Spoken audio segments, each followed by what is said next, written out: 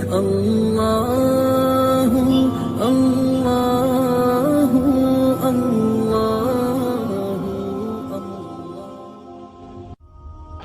آپ صلی اللہ علیہ وسلم نے ارشاد فرمایا،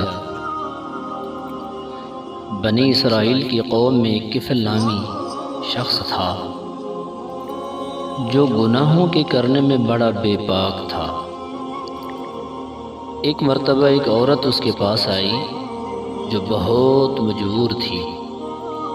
اس نوجوان نے 60 دینار اس شرط پر دیے کہ وہ اسے اپنے ساتھ گناہ کرنے دے۔ عورت راضی ہو گئی۔ پھر جب وہ اس سے گناہ کرنے لگا تو وہ عورت رونے لگی۔ اس جوان نے پوچھا کہ کیوں روتی ہو؟ کیا میں نے تمہیں اس گناہ کے لیے مجبور کیا تھا؟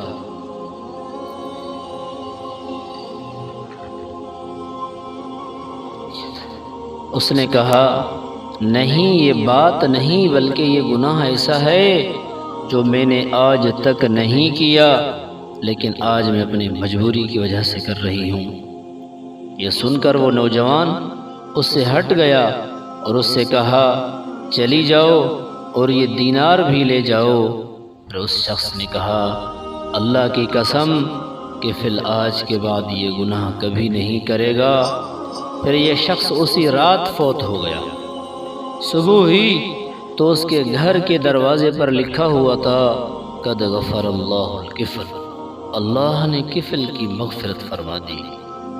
بقول شاعر، عصیاں سے کبھی ہم نے کنارہ نہ کیا، عصیاں سے کبھی ہم نے کنارہ نہ کیا، پر تو نے دل آزردہ ہمارا نہ کیا۔